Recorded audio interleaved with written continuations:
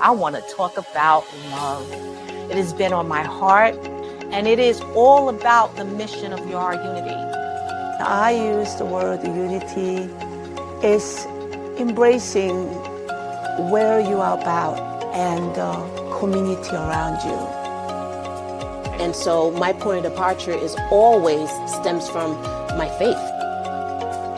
Whatever's going to happen, God's people are going to be all right. And I want us to pause and just reflect on that one thing, that word love. It's 4 letters, such a short word, but it means so much. And that energy naturally exudes, and people are attracted to those things. It's just another moment for creative thought, and I think that has to be put out there for people to understand. We can't control the whole world, but we can control ourselves. If each of us chooses love and unity in our own lives, the ripple effect can heal communities, cities, and nations. Welcome, everyone, to Our Unity, a show that wishes to spread a spirit of peace and love in the world, one conversation at a time. We want to encourage you to choose who you are. Don't let this world, don't let your circumstances, don't let other people dictate to you who you are, how you should act, and what you should do in your life. It is so important that we take control of our inner peace, that we make sure that we have love oozing out of our hearts, that we show compassion to those around us, and we live just within the love that God created in us. I am your host, LeShawn Walker. I'd like to welcome you in. Please like, share, follow, let everyone know that we're on right now. Oh my God, how are you, my friends? How are you doing today? I hope that you guys are having a wonderful start to the week. It's getting a little chilly outside, I must admit. Things are getting so busy these days, and it's getting darker a little earlier as well. I can't get my walks in like I wanted to. My dog is trying to get me inside quicker than I want to get in the house, but I am trying to take in as much of the sun as I possibly can throughout the day. So I hope that you guys are doing the same, that you're letting that sun just shine so deeply upon you that it is illuminating through you and you're sharing it with other people around you. And I hope that you're also feeling happy and joyful in this new season.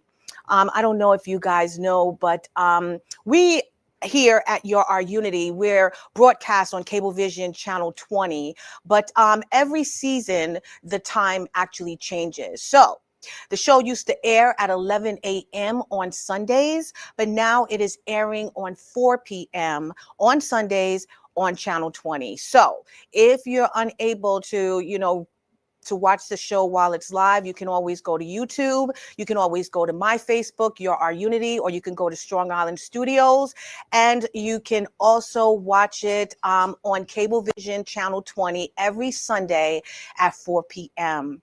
So tell me what you guys have been up to. Please put in the chat what you've been doing, what you've been enjoying the last couple of weeks since I've seen you, because it's actually been 2 weeks. So I just want to know what's been going on in your world. Is there anything that I can help you with? I can't help you with no money, but whatever else you possibly need, I could try to help you with. So please just put it in the chat what is going on in your world. It's been really busy for me lately. I've been traveling and I've been visiting family and friends. I've had a few dear people in my life pass away. So I've just been going through the ups and downs of life. One moment I'm happy and I'm exhilarated with all the beautiful things going on in my life. And then some tragic thing happens and then I'm back down into that sadness and depression. But I decided to keep myself going forward, keep myself moving, keep myself uplifted the best possible way that I can, regardless of the challenges that I have been experiencing lately. I am still trying to make sure that I am showing up for myself every single day. God wakes me up every morning. If I open my eyes, there is no excuse for me not to keep going, keep moving, keep living, keep thriving, and keep pursuing those things that I am passionate about. I understand that, you know, you go through a time of sadness sometimes. I understand that challenges can actually dampen your spirits, but you also have to find that sense of peace within yourselves, knowing that God will comfort you and heal you in those times of trouble. So that's what I've actually been doing, even through the sadness that I've experienced in the past couple of weeks. So I don't want to, you know, make you down and put you in the dumps or anything. So I want to keep the excitement going. And again, you share with me what you have been up to, whether it's good or bad, all the ebbs and flows of life, whatever it is, please feel free to share it with me. So I want to share with you what I was doing this past weekend. I was busy, exhausted and busy. Thank God I was off from my 9 to 5 on Monday, which was yesterday, because I needed it, I will say. My friend, one of my dear, dear friends, and also someone who has served as my mentor, Sir Sheffic, decided he was going to take on another project. This man is truly amazing. What he did was he became a local lead for the NASA International Space Apps Challenge. And what happened is that he actually started a NASA, oh my God, why can I remember it? NASA Apps Challenge in Yonkers. So it is the NASA Apps Yonkers that he actually spearheaded, and it was one of the first to actually be done in Yonkers, and it was amazing. So I was on board to help him because I love to help him in any possible way that I can. NASA has been putting on this challenge for quite a few years now, and he decided that he wanted to get involved. He wanted his community as well to get involved and to have these youth in his community take part in this amazing challenge. So I'm not going to pretend that I really know what the NASA International Space Apps Challenge really is, because I'm not really that technical, but I can share with you what they told me it is about and also some photos of the event. So the NASA International Space Apps Challenge is an exciting global hackathon that invites participants from all backgrounds, coders, scientists, designers, and innovators to collaborate and create solutions using NASA's open data. This event typically takes place over a weekend, and this year it was this past weekend, October 4th and 5th. During the challenge, teams tackle real-world problems related to Earth and space by developing innovative projects. Participants can choose to work in local events or virtually, and they are encouraged to submit their projects for a chance to be recognized globally. The challenge promotes skills in STEM, which is science, technology, engineering, and mathematics, and actually STEAM, which also includes the arts, and fosters a spirit of collaboration and creativity. It's a fantastic opportunity to engage with cutting-edge data and contribute to meaningful solutions while connecting with a global community of like-minded individuals. So that is my friend there, Sir Sheffic. He was one of the local leads, and what they do is they invite local leads from all over the world to play a crucial role in the NASA Space Apps Challenge by organizing local events that bring together participants to tackle real-world challenges using their data. Now, these leaders are often influential figures in their communities, responsible for recruiting participants, coordinating logistics, and fostering collaboration among diverse groups. They ensure that the hackathon runs smoothly and that participants have a positive experience. And that's exactly what he was able to do. Sir Sheffic is an Emmy Award technology maven. He's a background actor. This man does a million things, and he's always about making sure that those who are underserved and for those in his community and around the world have access to things that other people might not normally have access to.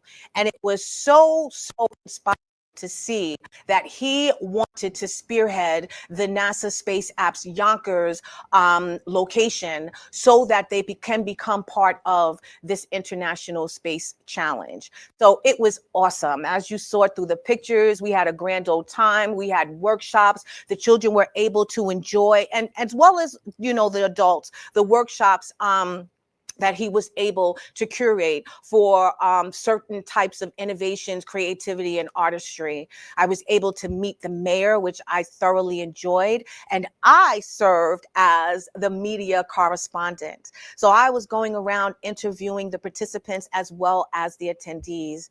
There was quite a few people there that were actually trying to solve the problem. I didn't ask what the problems were because they gave you choices of which problem you wanted to solve, whether it was, you know, a scientific problem, a problem that had to deal with innovation, humanity, anything that has to do with the world at large. And they chose which challenge they were going to choose, which challenge they were going to take on depending on their expertise.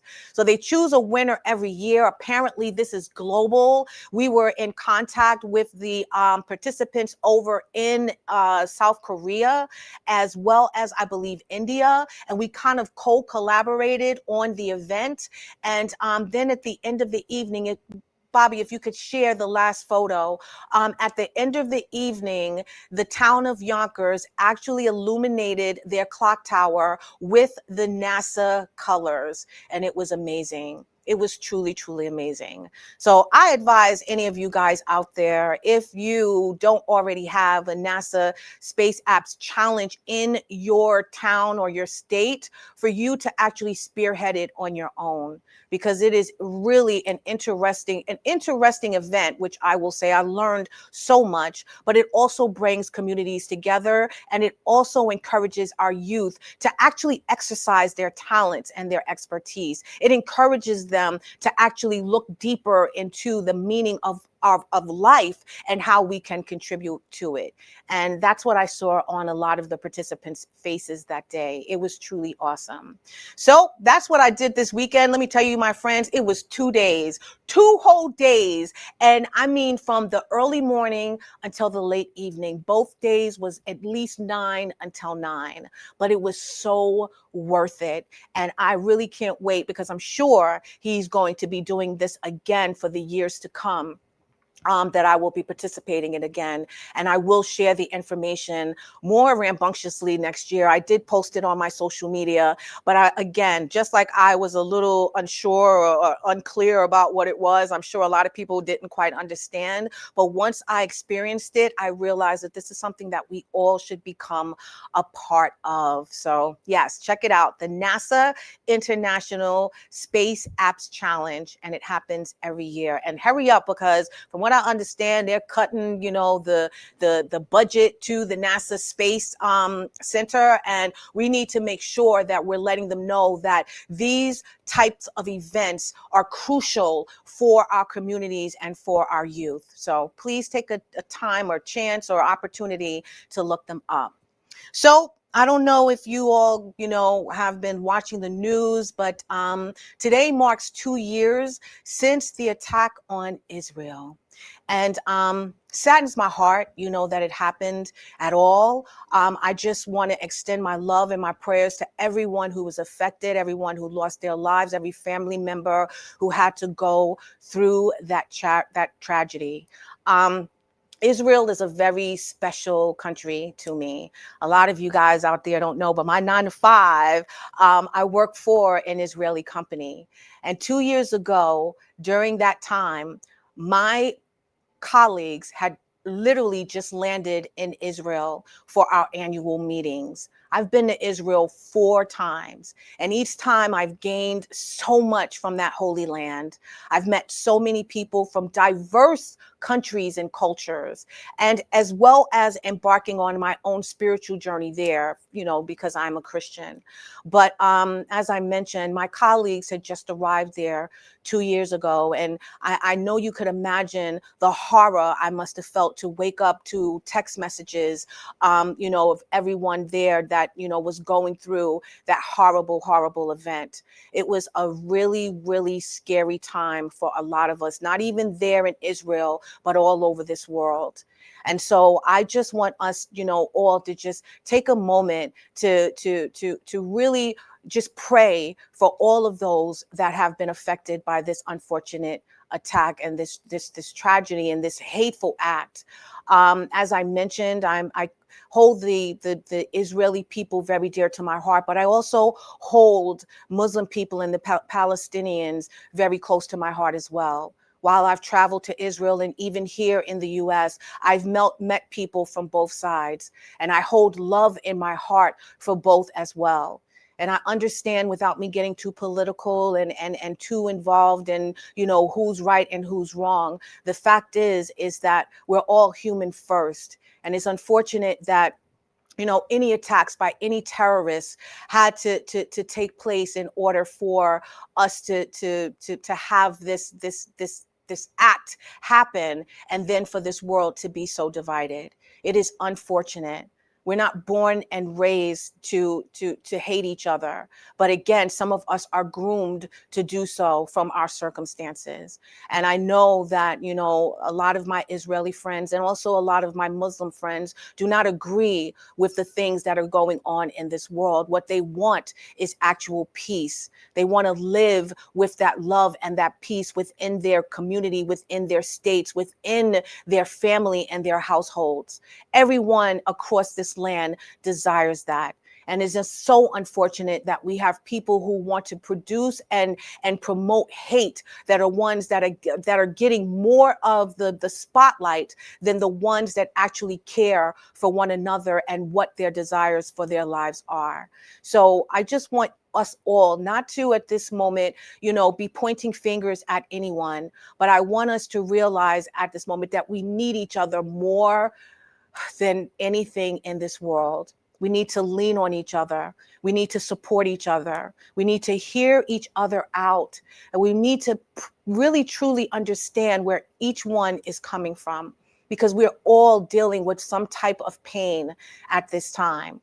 And that is even here on US soil. We're fighting against each other, which is unfortunate. We have black on black crime. We have white on white crime. We have all types of crime and terrorism going on.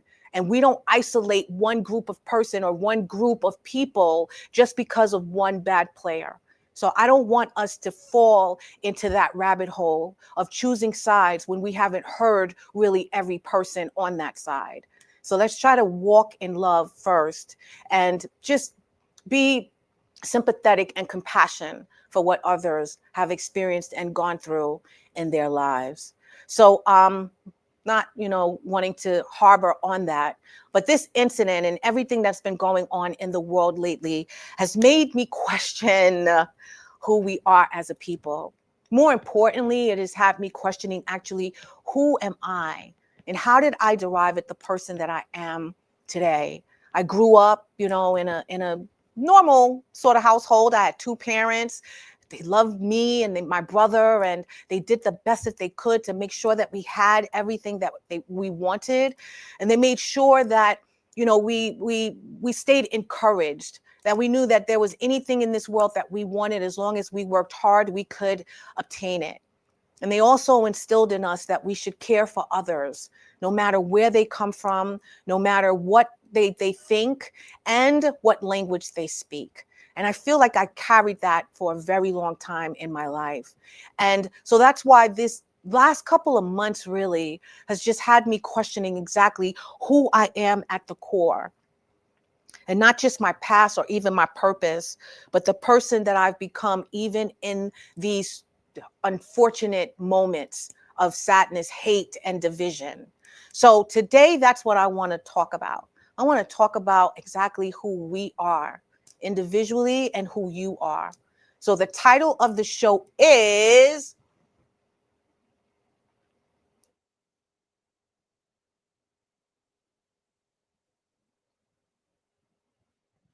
Who Are You?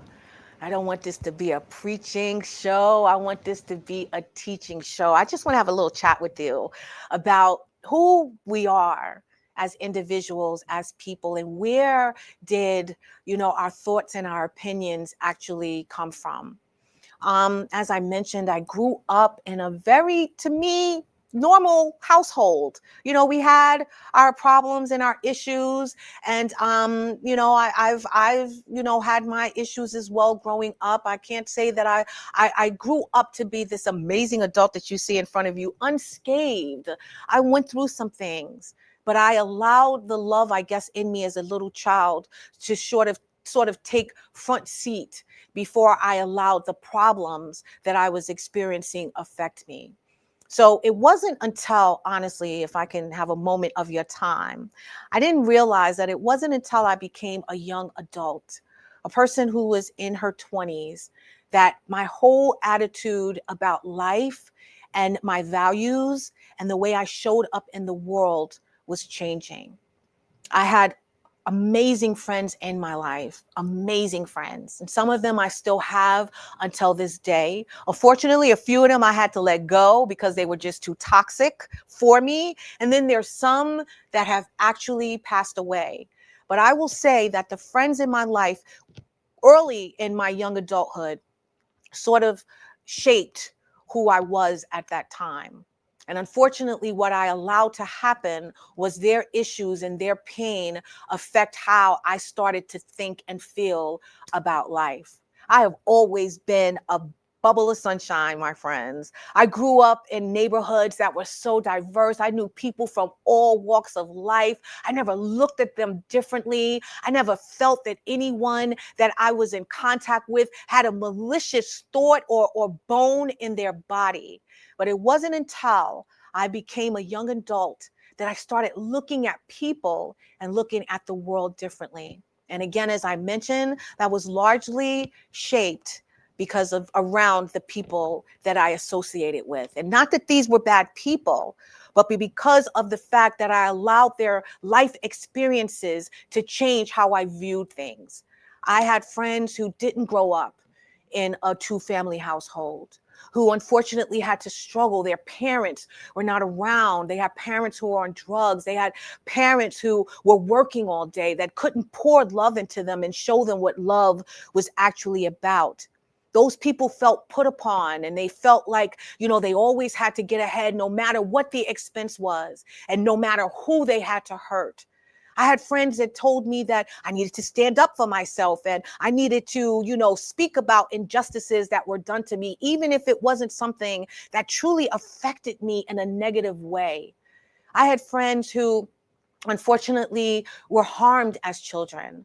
They were abused, you know, by family members or strangers.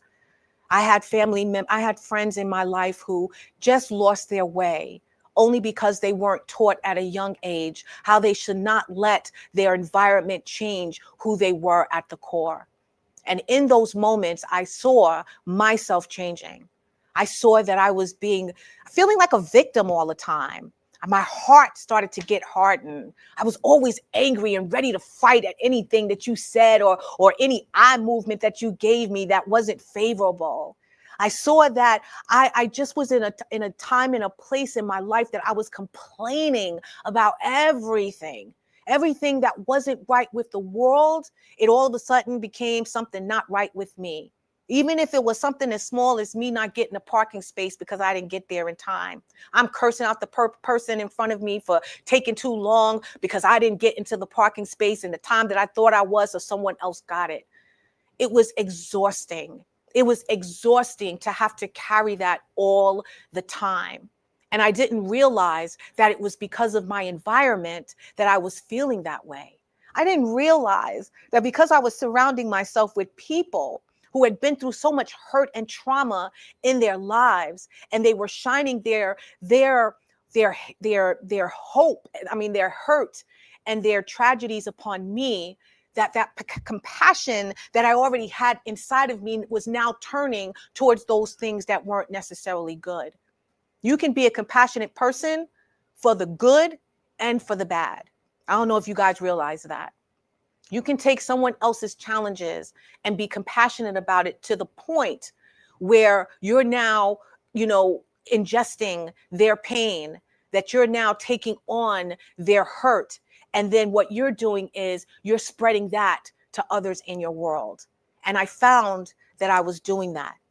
I also found that it was affecting my child.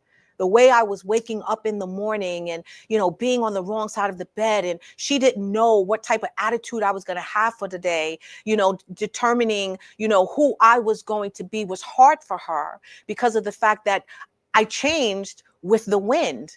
If I spoke on the phone with a friend that was going through something, then that changed how I was going to appear that day. If I saw something going on in the news, because of what I'm seeing is now going to affect what I thought about others for the day. If I didn't like something that someone did to me, I am now going to turn it around and try to do it to someone else. And that is who I was, I feel, for a great part of my young adulthood. And it got, as I mentioned, to be exhausting. It had gotten to a point where I felt like I didn't know myself. I had to question who I was.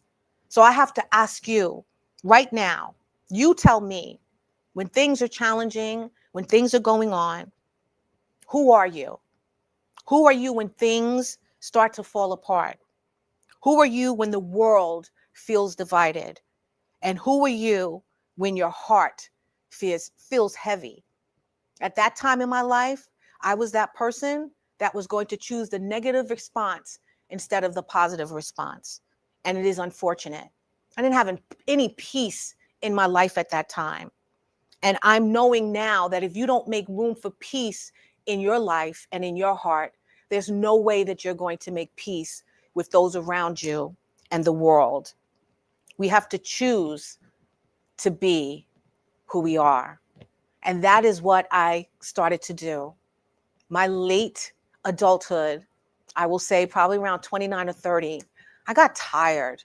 I got tired of, being around friends that were toxic.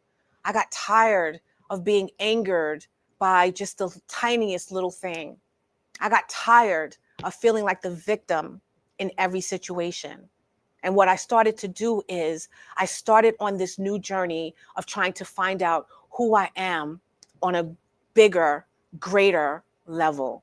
And I started to go to church. I'm going to be honest with you. I know a lot of you out there aren't believers. You probably don't ascribe to any particular faith, but that's what I needed at that moment. I needed to believe in something bigger than myself, because for so long, all I believed is what mattered to me. No one else. I didn't care what anyone else was going through. I only cared about what was going on and how it affected me.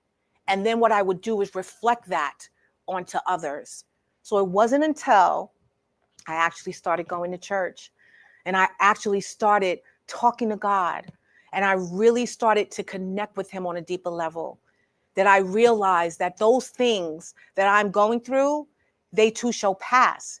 If I change the hardness of my heart, if I change the spirit of my being, if I started to love more than hate, if I started to care more than, not, if I started to lead with kindness instead of leading with opposition and problems all the time.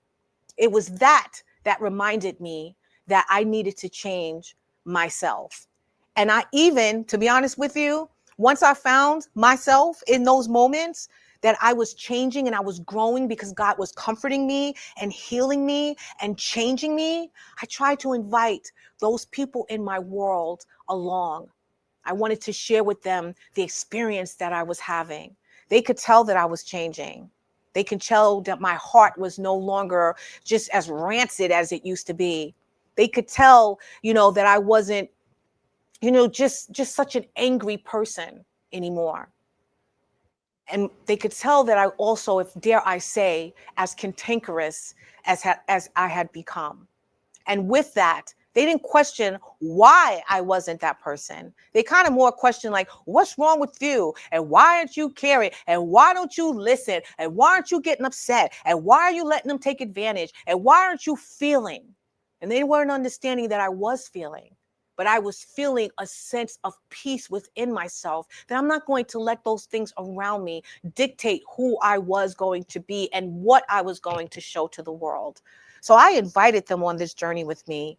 I remember one friend actually told her, she called me on the phone. She wanted to complain. She wanted me to get on board with her complaints. And she wanted me to just sit up there and shoot the darts that she's used to hearing me shoot, because I used to shoot some darts out of this mouth. And she wanted me to be that person. And I said to her, I can't do this anymore. I'm tired of complaining about the same thing over and over and over again and not getting anywhere.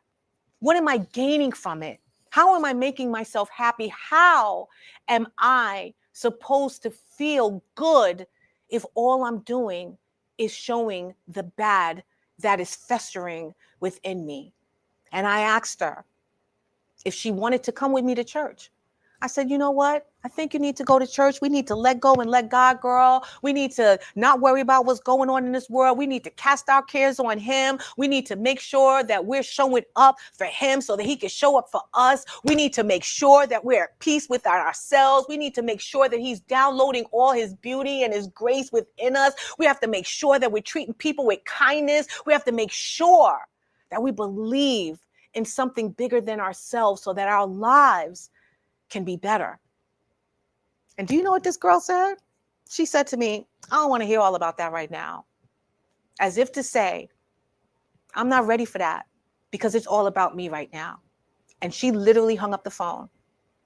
And it's unfortunate. I had to separate from that person for quite a few months, if not probably a year, that I had to separate myself from that person because I realized that if I hadn't, that I was going to continue to be pulled in by her issues and I would never, ever change. Even in the midst of me going to church and showing up every week, I was not going to grow if I maintained those same relationships. So unfortunately, I had to let one of my best friends go so that I can grow within myself, so I could see the world differently, so I could believe in something bigger than myself, so that I could finally feel that happiness and that joy that I felt as a child, because that person was there as a child. And it wasn't until I grew up that I'm seeing the world through someone else's eyes, that I'm letting my characteristics, my values, my beliefs change. And so I decided to go on this journey with only those that wanted to be in this journey with me, for those who wanted to grow past their pain, for those who wanted to heal their hurts, for those who wanted to be a changed person from the inside and out. That's what we need in this world today. We need ourselves to be changed from the inside and out. A lot of us have been affected by what we've been told, by what we've seen, by how we've been, dare I say, groomed. And it's unfortunate that what that has done to us, it has hardened us. It has made us miserable people, that we feel the need to show up every day and feel like, how do I get ahead of the next person? How do I make sure that I'm first? How does it ensure that I'm doing everything for me and not caring for the next person? We can't be like that anymore. I'm tired. As I said, when I was in my late 20s, early 30s, I got tired of it. And it created the wonderful, amazing, and peace-filled woman that you see before you. And I'm not going to lie. I do still go through my issues. I still have people in my ear, and I might feel a certain way, and I might spew that. But then I repent for it. As soon as it gets out, and as soon as I feel that my soul and my spirit is unsettled, I repent for that very feeling, because I know that's not what God intended for me to feel or to show the world and even that person that I'm dealing with in that moment. So that's what I want us to do.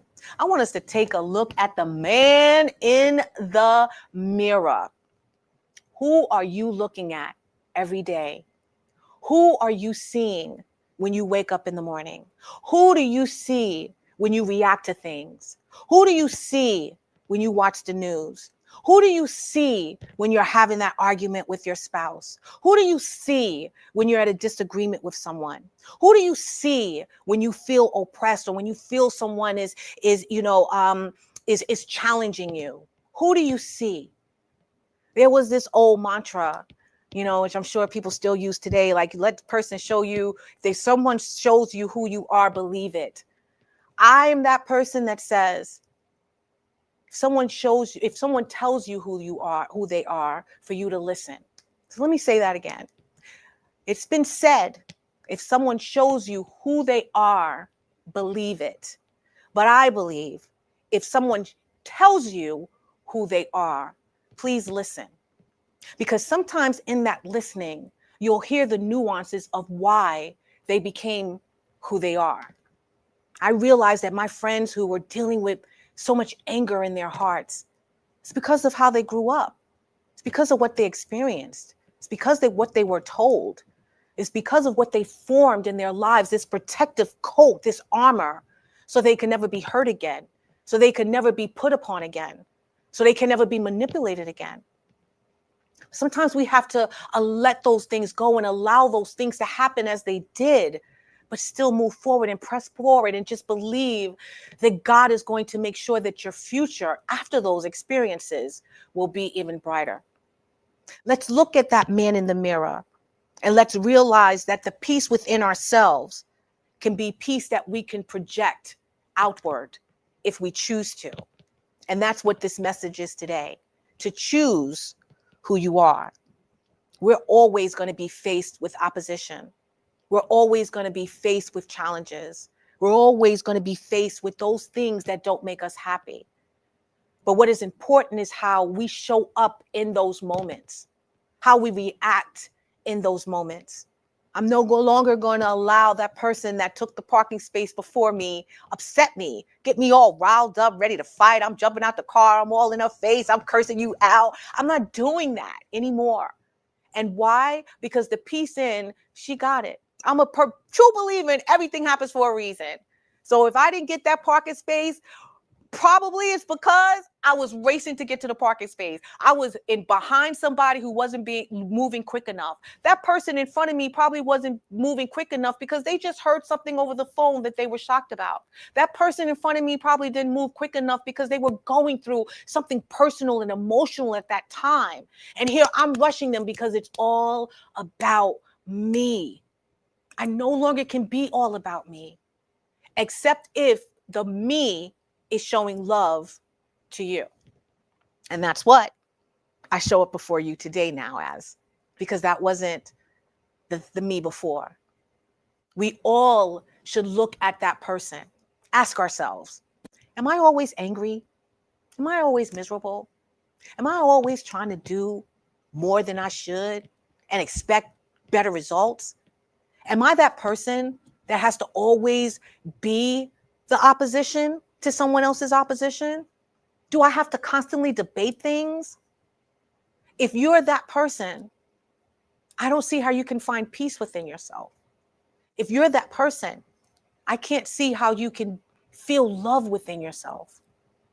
If you're that person, I can't see how you expect others to treat you differently if you're showing up as that person first. That's how I started to see things. I started to see things as, if I'm showing up in this state, how can I expect anyone else to show up any differently than I? And I had to take a real big stock in who I was and what I was showing the world. And that's when that mirror image started to reflect back to me on who I needed to be versus who I was at that moment. I also had, people in my life that, even though they had this joy in them and their happiness, they were still dealing with issues, maybe at home, maybe with their spouse, maybe at work, that if they weren't happy in those situations, they made it their business to make others around them unhappy. They didn't want to be kind to others. I'm not holding the door for that person. I'm not sitting next to that person. They don't look like me. They don't talk like me. I'm not going to, give someone a kind smile. I'm not going to say, hey, how are you? How was your day? Because I didn't start off with a good day. I started off with my husband arguing with me, my wife arguing with me. I started off with my kids just being disobedient and me being angry that I couldn't get them to the school bus on time. I'm dealing with, people that are just feeling so put upon that they're showing that to me, that now I have to now give that to others. I have to release that energy somewhere, somehow. That makes me feel good. It makes me feel good to yell at the TV. It makes me feel good that I didn't have to be kind to someone, because guess what? No one was kind to me today when I woke up. No one held the door for me. No one said a kind word to me. That's not the way we should be living our lives.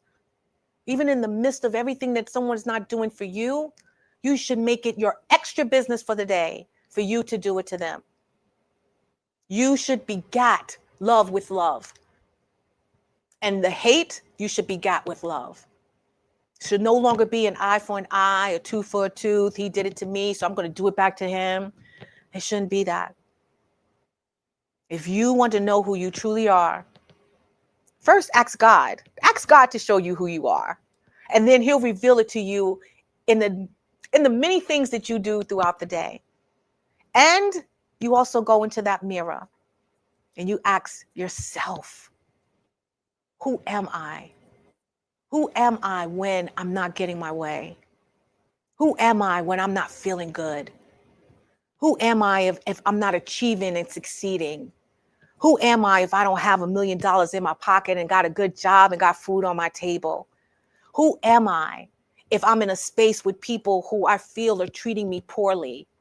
Who am I when I don't feel that, I'm getting that promotion that I should have received?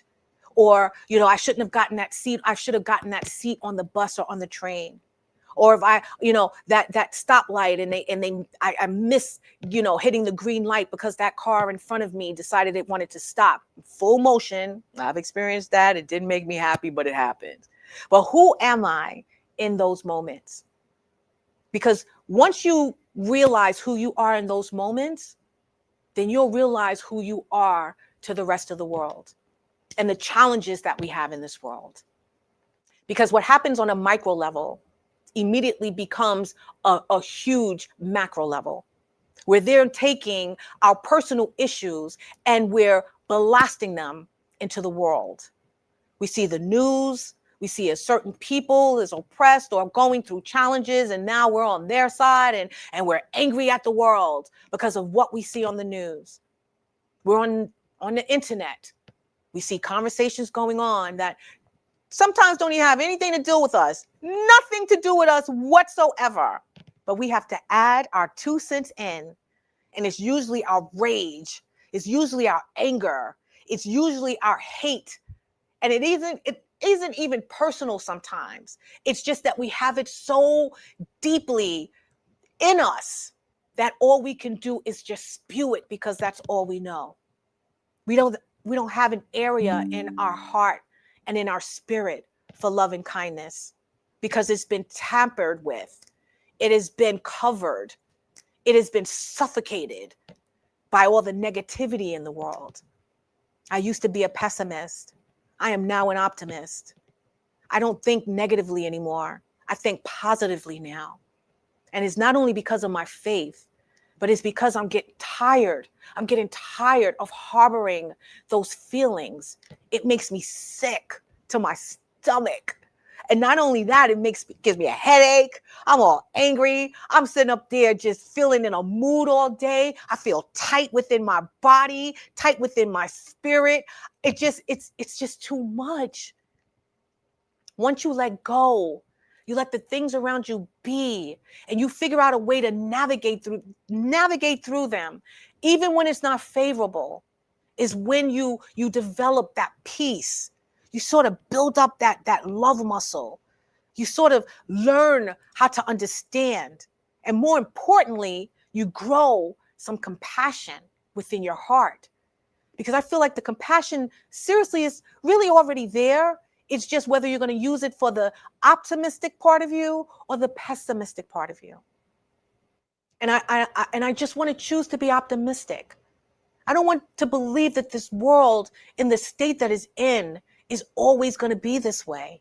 I don't want to ever believe that the people in this world and how divisive we've become are always going to harbor that. I don't want to believe that my daughter and her children are going to grow up in a world that's always struggling and fighting to get along. If we try to figure out a way to get along within ourselves, then trust and believe somehow, some way, it is going to seep out of us. It is going to run through us. It's going to flow through us in a way that it'll reach and touch everyone around us. And that's what we all should be looking for, especially now, especially with, our children growing up and being groomed to now hate, for them to be disgusted by things that they know nothing about right now, that they don't even understand and can't realize the repercussions of it. We need to be showing them a path of peace forward by finding and showing them the peace within us first. So that's what I think we all should be doing. Thinking about us as human beings first, and not as a color, not as a nationality, not as a political party, not as what we were told, but as human beings, people who bleed, people who get hurt, people who feel, people have pain, people have been through something. Let's see that person first. I was watching a commercial recently, and I can't remember what the commercial was actually about, but it mentioned something to the effect of, we have to stop being humans who are just being, or vice versa, and start being human. And I want to share what I think that is, after I sort of dissected that commercial, because I literally was sitting there watching and I was like, I like that. We have to stop just being human and just with our emotions, but human and just being in that. So being human is our condition, emotional, our flaws, how we react to things. That is being human. That's who we are. I'm just being human. I'm just human. I'm just normal. I'm just imperfect. I get that. But in us being human beings and us being human, or rather, shall I say, being human and actually being in that humanity is our consciousness. It's choosing to live with empathy, awareness, and growth. And that's what I've decided to do. That commercial, and I advise you all to try to find it on TV. I don't know what it's about. I can't remember, but all I know is at the end, it literally was about us realizing as humans, what are we doing? Are we being human, or are we humans who are being? And that's what I want us to do, is to be the being part, to be the compassionate part of being a human being, to be a loving part of being a human being, to see others before I see that we're just human beings. Because in that emotion of being human, I forget who you are at the core. I forget that you have hopes and dreams. You have desires for your family. You want things. You wish for things, just like I do. And if you continue in that hope and in those dreams and that peace within, then you're able to share that with others. As I said earlier, if you tell me who you are, then I listen and I see the truth of who you are. Not making assumptions, not resting on my own ideals or perspectives, but listening to your actual story so that I can understand where you're coming from and where and how you got there. Because all of us have gone through something, and all of us live our lives moving because of how we got there. The hurt, the pain, the challenges, the traumas, even the mental instabilities, the lack of faith, the lack of control, all of that comes from somewhere, and it spills out into who we become, in the who are you. So who are you when life just doesn't go your way? Are you the storm or are you the shelter? I choose to be the shelter in all things. And that is whether I agree with you or not. That is whether I believe in what you're telling me or not. That is whether I see things as you see or not. I have to be the shelter because I have to shelter my heart, my soul, and my spirit in order for me to keep moving in the joyful and peaceful place that I know that God intends for us to have every day. So in the midst of everything that's going on in this world, I want you to ask yourself also, who are you becoming? I don't want you to become who I did in my early 20s to late 20s. I don't want you to become that cantankerous, angry person because of the voices that were in my head. I want you to become someone, even in the midst of all of this drama, who still chooses to love, who still chooses to be at peace, who still chooses to listen to every side, who still chooses to lead with some type of compassion. I want you to be that person who is becoming that peace and that unity that we need in this world. And not just by what we know, but by our actions, by how we live every single day. Because let me tell you, a lot of us know that pain. We know that hurt. We still probably live it. But we have to believe that there's something bigger in store for us. That if we rest in God and his desire to heal us and to comfort us, that if we give it to him, that he will ensure, not necessarily in the time we want it, but in his time, that we'll receive it. This wars, WARS, that is happening in the world today, the division that's happening in the world today, all of that will and can change if we just seek that deeper peace and that love within ourselves. And that's what we all should be doing before we become those people who allow the hurt to continue to fester in our lives. So my question is, and my question to you is, do you want to carry this hurt forever? Do you want to wake up every day fighting that same emotion or that same fight? Or are you ready to settle in peace to make joy your new normal? That's what I did in my late 20s and my early 30s, was to choose to allow joy to be my new normal. And it has helped me immensely. It really has. So in this fight that we have right now, I want you to just ask yourself, who are you? And if you're not happy about who you are, and ask yourself, who are you becoming because of who you are? And if you don't like that, then you know it's time for you to change.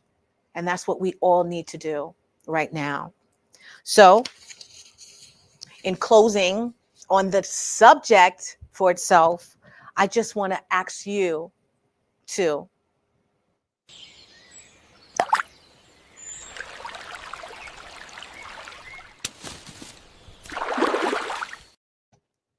in the bigger scheme of things, we are but a drop in the water.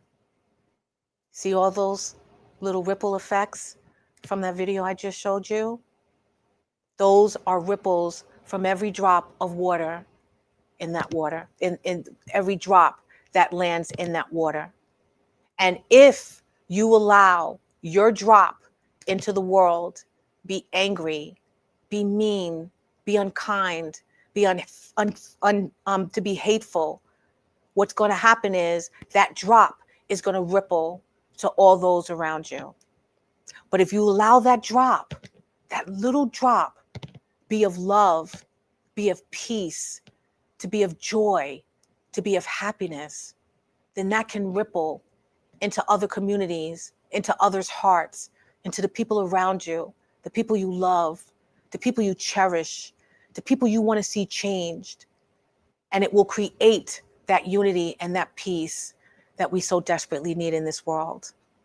So I hope that you guys understand a little bit more about who I am, and I hope that you're going to work on who you are. So I want to now get real quick to the Dare to Be You. And it is, dare to speak who you are beneath the noise and expectations. Dare to see the human being, not the image you show the world. And dare to pause before you judge and choose compassion instead. Dare to bring peace into your heart and let love guide your actions. And most of all, dare to be you, kind, calm, and loving. And that is what I'm hoping we all are going to do. As I mentioned, it has been a journey for me to figure out who I am. And it didn't happen overnight. Every week I come on here sharing with you that I'm on this new spiritual journey. I'm in the midst of being transformed, reborn, renewed. And I have experienced those things because guess what? Every year, every month, every minute, there's a new challenge. Every time I wake up in the morning, there's something else that I have to contend with. So in those times, that's when I have to deep myself even deeper into the word of God. I have to speak to him even more to seek my inner peace. I have to figure out a way to love even in the midst of my hurts. And it's an everyday battle. This is not something that's going to happen with a snap of a finger. You're not just going to wake up holy. You're not going to just wake up happy. You have to choose to do those things. And if you choose to do them, in spite of everything that's going on around you, I'm telling you that peace within you is going to be so calming. It's going to be so serene.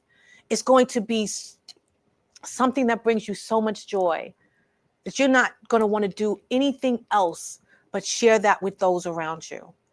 And that's exactly what all of us in this world should be hoping to do right now. It's an angry, angry world out there. But don't choose to allow that anger to fester inside you so that you're not contributing joy to the problem, but contributing more anger and hate to the problem. So I'd like to thank you guys so much for listening to me just ramble on as I sometimes do. But I'm so happy to get all of that off my heart. And I hope that you got something from this discussion. If you did, please leave your comments in the chat. In the meantime, I want you guys to remember that I love you. I love you dearly. Please remember also that peace and love is in the palm of our hands. So let's go out there and be some love, share some love, and just walk in love.